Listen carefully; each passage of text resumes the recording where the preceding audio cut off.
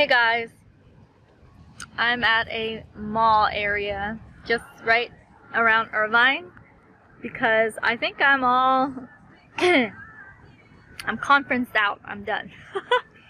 And so I kind of want to go live to tell myself some notes, and also to just reflect on you know, what happens when you go to a conference. And because I'm not like a crazy conference goer, these are the insights I've received from going.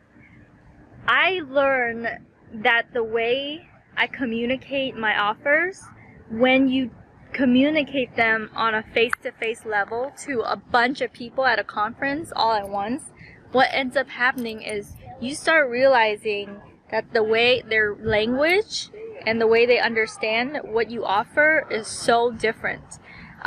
So there are a lot of times when I'm explaining my offer and someone who comes from another walk of life would be like, wait, how do you explain that? And then I realized, oh my gosh, you know, they don't get it.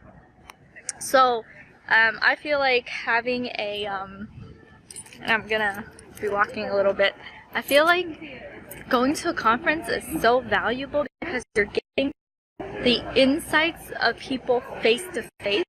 And a lot of times we're just really isolated, or we're like talking to a camera, you know? And it's so much insight that's gained from just talking straight to someone who's listening to you and going, that sounds good, I like your offer.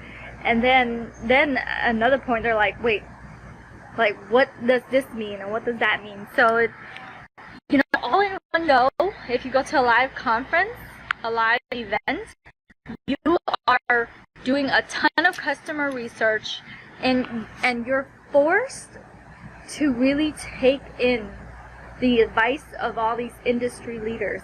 And they're right in that everything that you need to know is already what you consume. And it's, you know, hey everyone, hey Joel, hey Ty, hey Omer, hey Roger.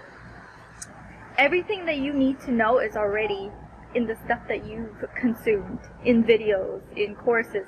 The reason why you go to these lives is because you can actually connect with potential customers or connect with people. And the only people who end up really, like at the beginning, buying from you are the people who know you and see you face to face. I've met so many connections, and in a way it validates your messages. So if you want to do the best customer research or like testing, it is to walk out there in the real world and actually be face to face with someone.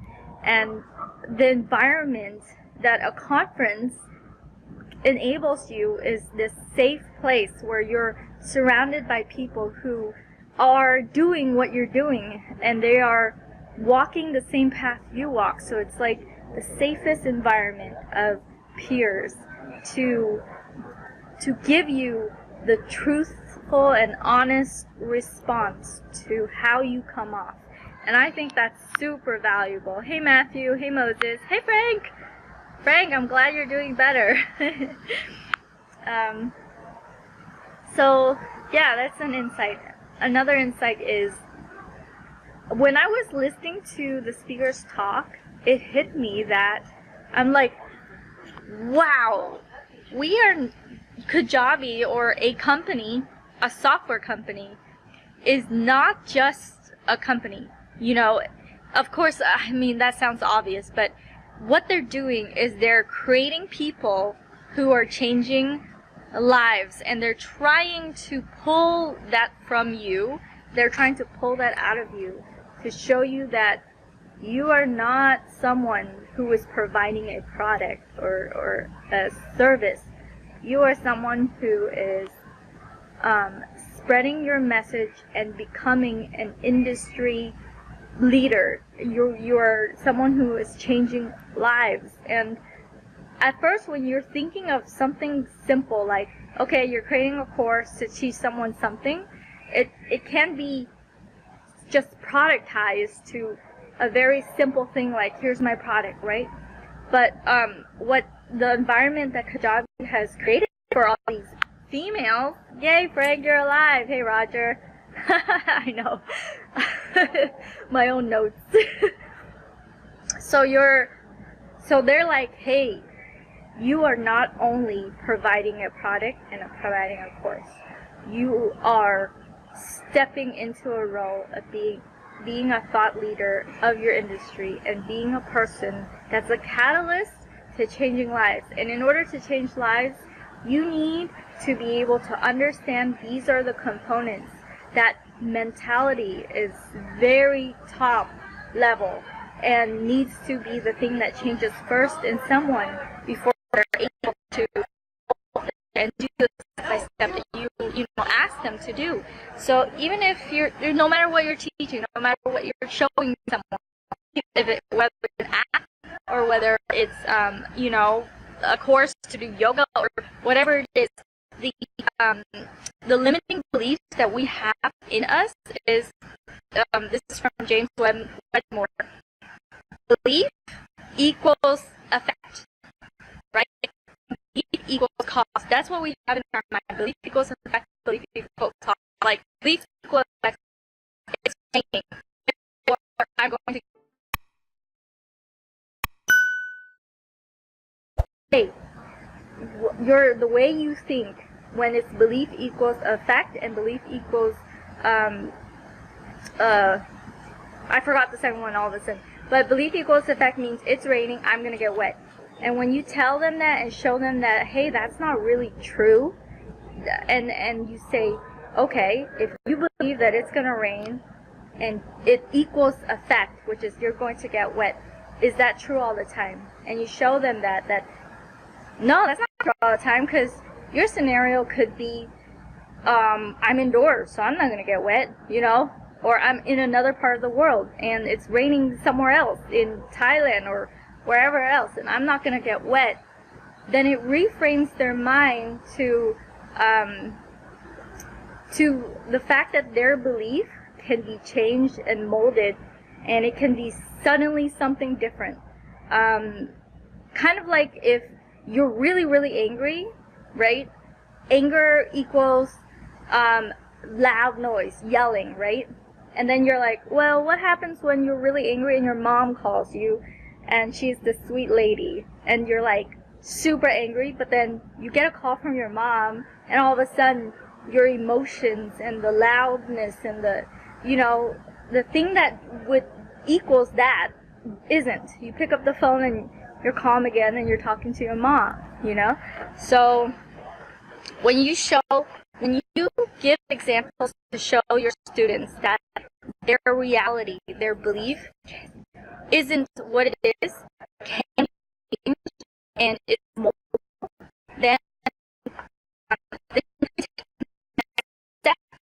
there, you show them how far it can stretch. Another thing he said was, our brain molds we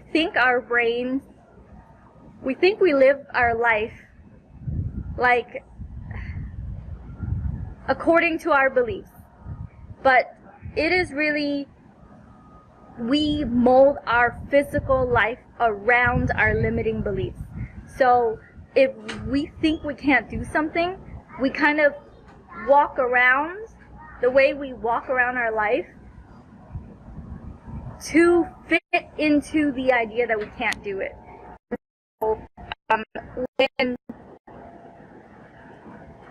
When you make them realize that that's what they're doing, that the reason why they're not going live or the reason why they're not launching is because they're molding their life around, who am I to express an opinion? Who am I to help someone? Who am I to even try?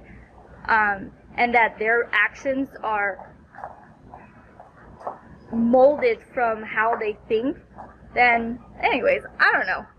I need to like clarify this to myself even, but I believe that James Wedmore, the way that he comes off to me, mentality is very important. You should insert mental examples of how the mind can change in the lessons that we teach, so that when you tell them to actually do something, they will believe they can do it, and then your belief in them is powerful as well, because there was an experiment. It's called the Pygmalion experiment or something, where they took students, a group of students. They would say, oh, these students are low IQ, you know, they're special, they need special education. Another group of students with high IQ, or they say, oh, this group of students has high IQ. And the way their teachers treated them resulted in the outcome of their education. So the students that were treated like as if they were really smart actually did better in school, and the students that were treated like they were stupid did worse. So when I approach it, it just changes the way I approach a course now. Like for me, before a course is, okay, I'm gonna motivate you at the very beginning. I'm gonna give you some mental motivation, right? Hey, Matt.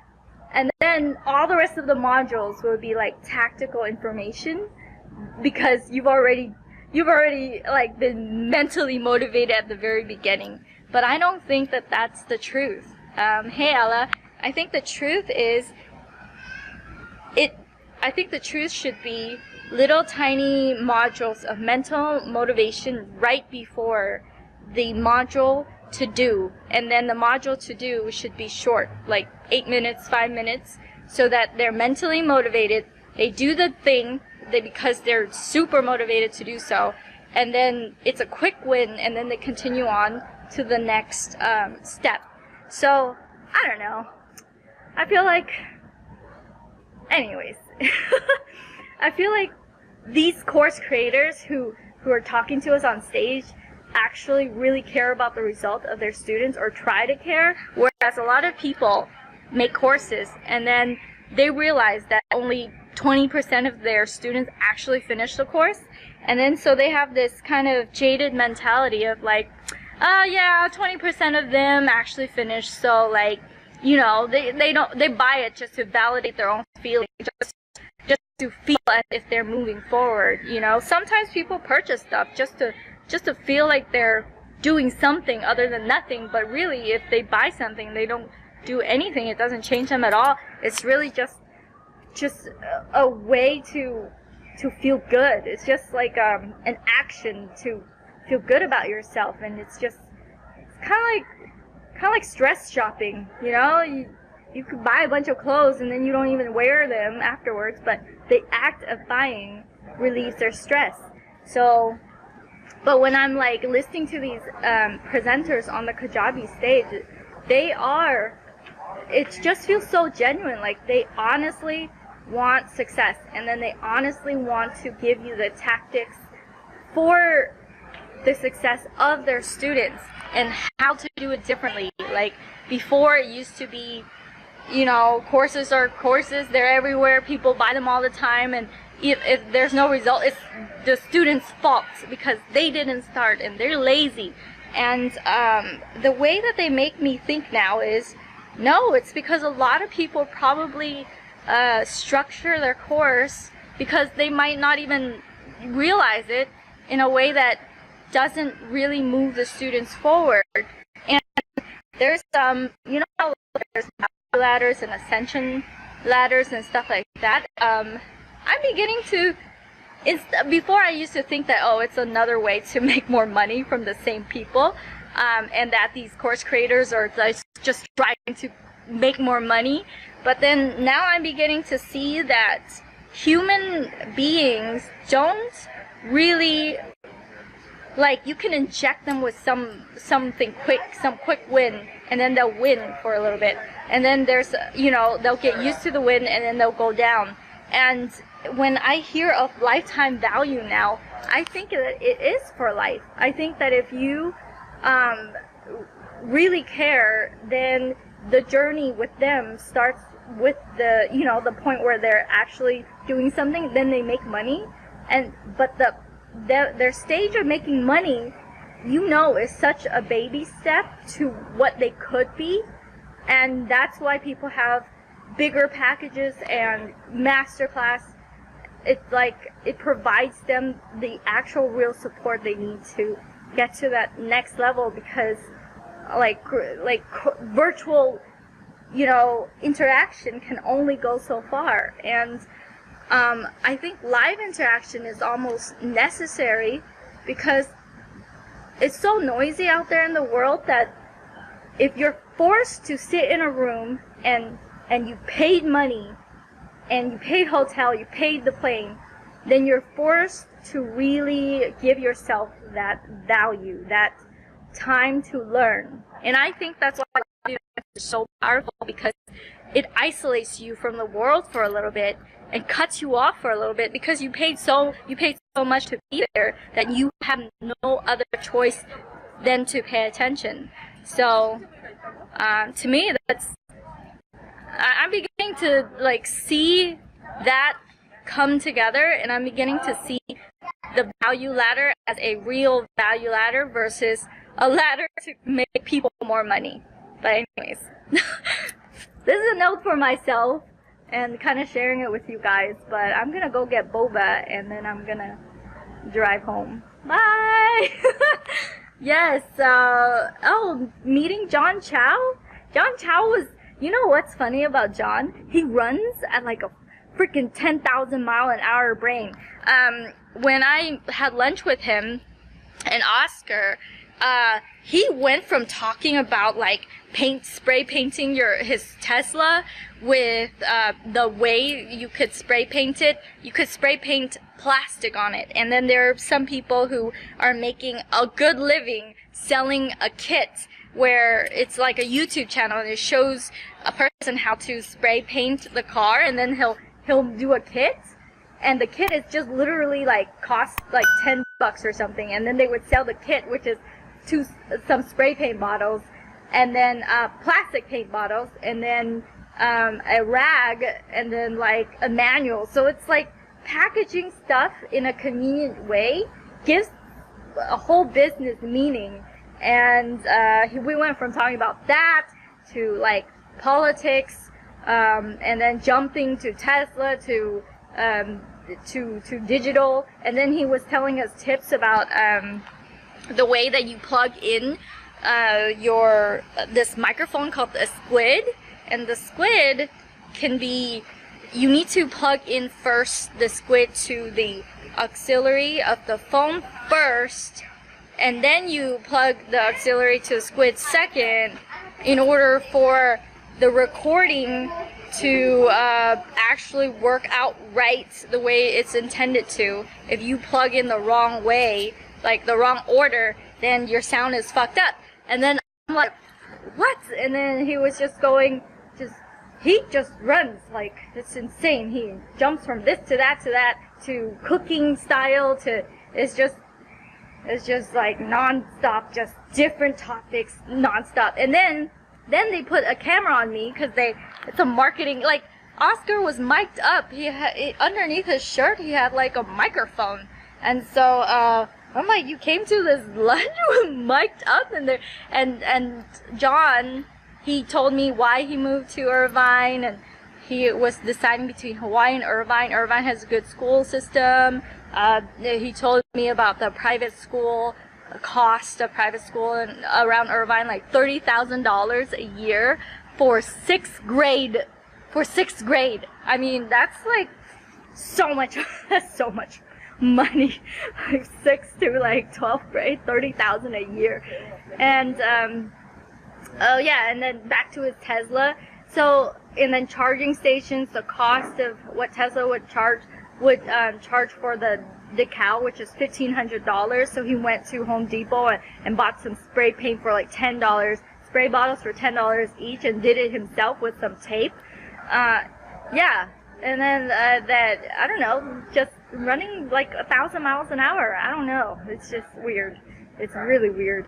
That's been on fire for years. Inspired me like 12 years ago. One of the first people to inspire me to learn affiliate marketing. Love the guy. Oh yeah, he's also really funny. Like he, okay, with his camera, he had Oscar record like pushing the straw into the bottle, and his face was so excited. He's like, "Okay, go!" And then he was super excited for just like B-roll. I'm like, what? Oh, and then they turned the camera on me, and they're like, "Go pitch your stuff." And I'm like, "What, right now?" And then they're like, "Yes." And so I just pitched Simple Tools Big Profits to his camera, and then Oscar's camera, and Oscar brought this big DSLR. I think it was like DSLR 500D or something. And I told him I have a 330D, and then they each had like big microphone. I don't know. And I learned that you need to have that microphone because there's a different frequency between like an external microphone that's called the squid, and then the microphone of the phone itself that you're recording, and you need to match up the frequency you need to calibrate it, and the newer squid self-calibrates, and the older squid doesn't. So it's important to pay that extra. He's like, "You gotta get this stand because this stand here that clamps on the phone is made of like titanium or some." And he's like, "Look, no budge." And then he shows. Anyways, it's just 1,000 miles an hour. I don't understand. But yeah. He was in Russell's Dream 100. Oh yeah, you know what? He actually told me a story. He said that Russell called, not Russell called him, but ClickFunnels called him, and they were like, "Hey, you should go to Funnel Hacking Live to collect your 2 Comma Club award." And then he was like, "What? I don't want to go. Why don't you just mail it to me?" Anyways, yeah, John is a character. He's pretty funny. He laughs non-stop, and like he's like excited about the sky, the way he was recording the sky. I don't know, it's just complete non-stop energy, like as if he like, oh, and he woke up at 6 a.m. So he like did some recording YouTube, like coffee in a car. I don't know what that is. Maybe that's on his channel, Car in a Car with, I don't know.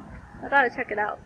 But anyways, yeah, it was a very interesting experience. And you know what's funny, you guys? I hear about John Chow in the distance. Like, I didn't realize, like, you know, that a lot of people know him. So, in the conference, I was like, oh yeah, today I had lunch with Oscar and John Chow. And then, and then a guy that flew into Kajabi from Italy, and his niche is completely just Italy, Italian people. He has 300,000 followers just from Italy, and he teaches in Italian. That's it. That's his thing.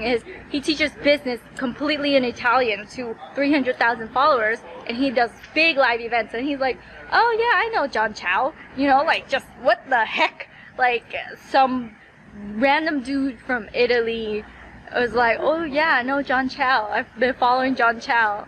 And then, yeah, John Chow just goes and eats lunch at this,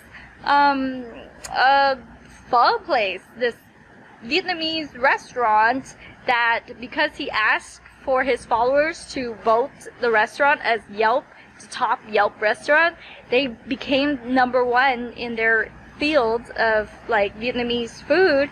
And you know what's funny? He told the waiter, he was like, hey, it's because I told people to vote for you guys. That's why you guys are #1. You guys should give us a free meal. We've been going here for 4 years or something, 3 years, and we've only gotten 1 free meal. And and the waiter was like, okay, maybe we will give you another free meal. And then he was like, okay. Oh my god. Anyways, it's just non-stop laughing. He's really odd. And then he was like, oh, after this I'm gonna go buy some beef, because that's what we're gonna cook today. And he showed a picture of the beef that he needs to go to in the Vietnamese restaurant. They were talking about whether they should go to 99 Ranch. Hey Eric. Oh, amazing, he's genius. Oh my god, I didn't realize that he was that popular. But yeah, he's we were just chilling out. We met up at noon and we stayed till 2:30, and yeah, talked about everything. They talked about politics, and I really couldn't keep up because I don't follow a lot of the political news, and they like went deep with it. Oh, and they talked about the UK or all that stuff. So, anyways, it was 1,000 miles an hour. But it was fun. It was fun. And you know, you can just meet him. Why don't you just, if you think that he's so great, why don't you just go meet him? It's just him eating at this Vietnamese restaurant, you know. Oscar might have not made it, but he made it because I was coming, and he was sick, so he was coughing, and he still made it. But if Oscar didn't make it, it would just be me eating lunch with John. And yeah, anyways, I don't understand how come he's so well known and so many people know him, and you could just go and eat lunch with him. But that's the case. Yeah. I'm like, how come it's just me here? I don't get it. How come everyone knows John and I'm like the only person here and sitting here eating lunch with you guys? But hey, who knows? I don't know. Oh, okay. Hey, Eric. Yeah. Oh, another thing that I did today in the morning, I was thinking, oh, here's another insight from the conference. I realized a lot of people were talking to me because I took that screenshot, and they're like, Kim, like, that's really cool that can happen for you. How? You know? Because I'm in a freaking conference full of course creators, and I take a screenshot of Marcus's and I's, you know, our sales selling a course.